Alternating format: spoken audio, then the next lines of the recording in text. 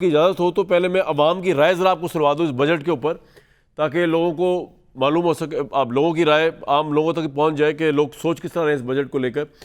सबसे पहले ज़रा लाहौर चलते हैं और बजट के बारे में अवाम क्या सोच रही है वो आपको सुनवाते हैं।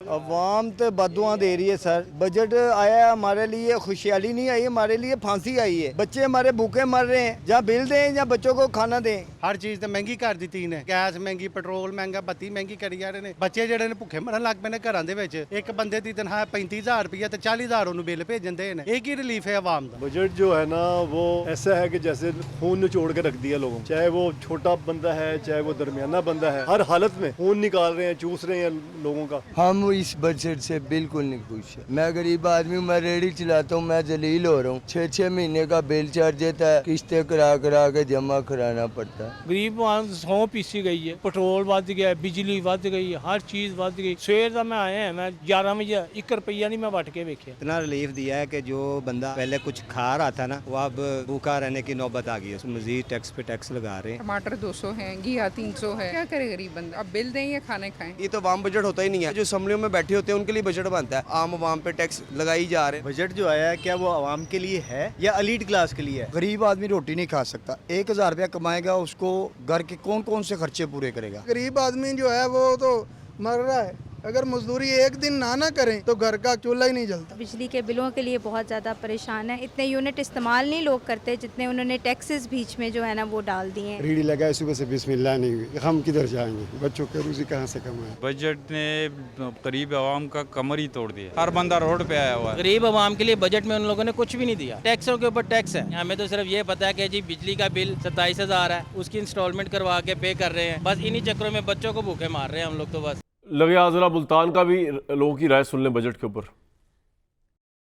अमीर दुश्मन बजट है, जो कमाते हैं बिलों में भर रहे हैं। बजट तो ये जो है अमीरों को रिलीफ मिला है, गरीबों को जाना गर्दन तो दी उन्होंने। मरीम नवाज ने कहा था हमारी हुकूमत है कि हम 300 यूनिट बिजली के मुफ्त देंगे, कहाँ गए वो 300 यूनिट? सिर्फ नाम का बजट है, रिलीफ कुछ भी नहीं है। एक गरीब के लिए, सफेद पोश इंसान के लिए और मुश्किल हो गया। घर के सामान से लेके बाहर की जितनी भी जरूरियात की चीजें हैं जो हम लेने आते हैं, एक चीज मुझे बता दें जिसमें अवाम को इन्होंने रिलीफ दिया। हम रिक्शा ड्राइवर हैं, गैस का रेट जबकि गर्मी में कम होना चाहिए, इन्होंने 20-20 रुपए बढ़ाते बढ़ाते आज गैस का रेट 280 रुपए किलो है। बस मर गए हैं, समझ भी नहीं आती, पता नहीं क्या बनेगा हमारा। गरीब आदमी के लिए बिल ही बिल है, सुई गैस का बिल है, बिजली का बिल है, और कोई चीज उसको कोई फिक्र ही नहीं है। फाका कशी के अलावा कुछ भी नहीं है।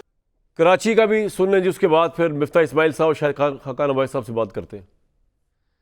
कब्र खोद दी है, बस दफनाना है। बाकी क्या बजट है? आवाम को क्या बजट मिला है? टैक्स दे रहे हैं हमें क्या रिलीफ मिला है? कुछ भी नहीं। आवाम के दुश्मन है सब। इंसान खुदकुशी आराम से कर ले, जहर की गोली खा ले तो शायद उसको रिलीफ मिल जाए। बजट से तो कोई आसरा नहीं है। आवाम को रिलीफ तो उस हिसाब से नहीं मिला जितनी महंगाई आ गई। बजट के अंदर रिलीफ तो मुझे तो कहीं कोई नजर नहीं आ रहा। टैक्स ही टैक्स नजर आ रहे हैं। रिलीफ तो कुछ भी नहीं मिला, बस कुछ एक्स्ट्रा टैक्सेस जो लगाए गए, स्पेशली जो सैलरी क्लास पर टैक्स लगाए।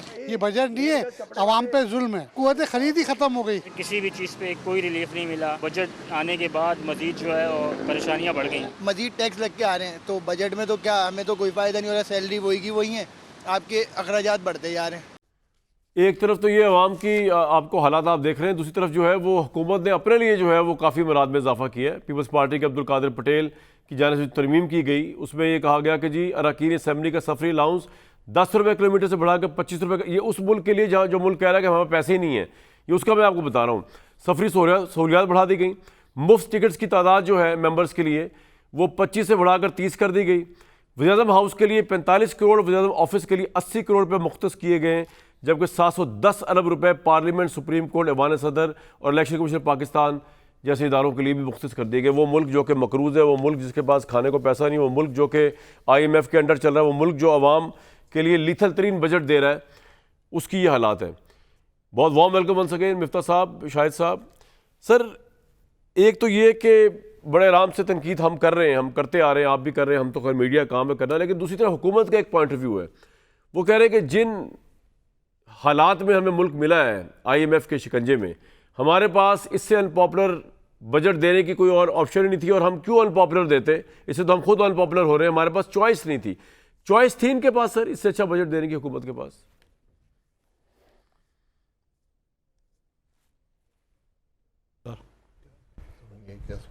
जी मिफ्ता साहब, अगर आपको मेरी आवाज़ आ रही है। जी शाहिद भाई, कामरान भाई, देखिए चॉइस तो हमेशा से थी ना।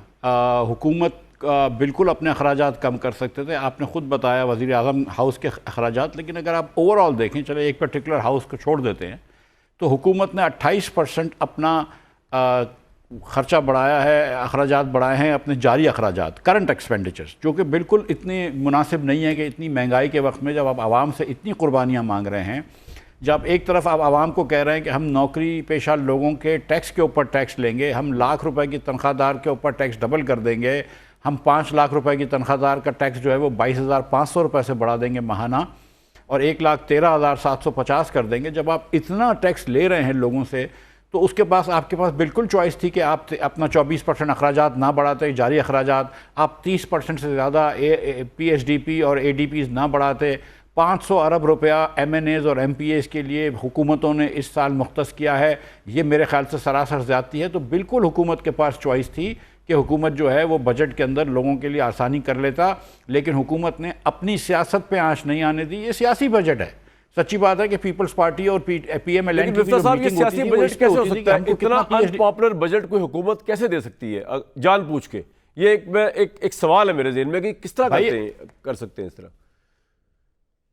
क्योंकि मेरे ख्याल से क्योंकि सोच का फुकदान है, मेरे ख्याल से इदराक का फुकदान है कि लोग किस कर्ब में हैं, इसका इदराक नहीं है। वरना आप बताएं ना, इस वक्त 75 अरब रुपया MNAs के और 400-500 अरब रुपया MPAs के प्रोजेक्ट रखने की क्या ज़रूरत थी? क्या पंजाब में हर MPA को 1-1 अरब रुपया नहीं उसके प्रोजेक्ट्स का दिया जा रहा? क्या सिंध में नहीं दिया जा रहा? क्या KP और बलूचिस्तान में नहीं दिया जा रहा? जब आप सर टैक्स लगा सकते हैं इनकम के टैक्स के ऊपर, लोगों को कह सकते हैं, नौकरी पेशा लोगों को, बिजनेस इंडिविजुअल्स को, तो आप सूबों को ये कह सकते थे कि यार चलो NFC के जो भी है हम बाद में कर लेंगे। हालांकि इसी साल कर लेना चाहिए था, इनको पहले कर लेना चाहिए था, लेकिन आप वॉलंटरीली उनको बोल सकते थे कि 10-10% अपना खर्चा कम करके हमको दे दो। आपको क्या ज़रूरत थी?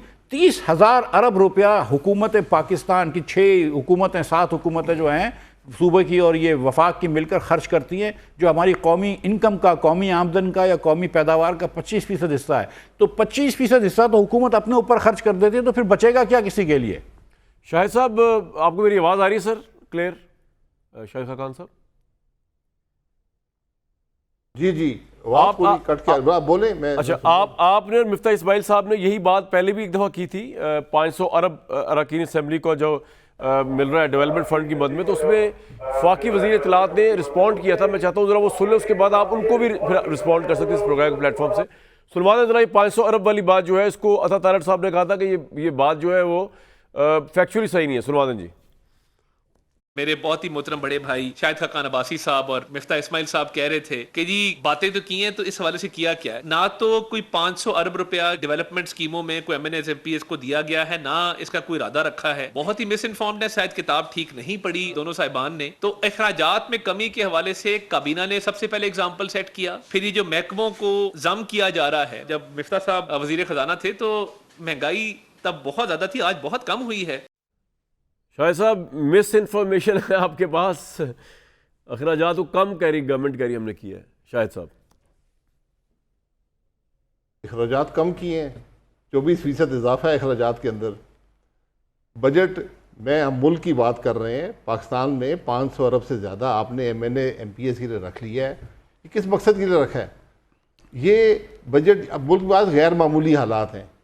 हुकूमत की सारी आमदन वफाक की जो है वो सूद में चली जाती है, उसके बाद आप बोरो करते हैं। आपने 1300-1400 डेवलपमेंट के लिए रख दिया। ये कौन सी डेवलपमेंट है? इसको ज़रा वेट कर लें। क्या डेवलपमेंट लोगों के दूध पर टैक्स लगाकर की जाती है? क्या बच्चों के खाने पर टैक्स लगाकर की जाती है? ये अजीब बात है कि आपने कोई रिफॉर्म नहीं किया, कोई इस्लाहात नहीं की, आपने टैक्स बेस को बढ़ाया नहीं, आपने जो लोग टैक्स अदा कर रहे हैं उनको ही आपने इजाफी टैक्स लगा दिया। तो जो लोग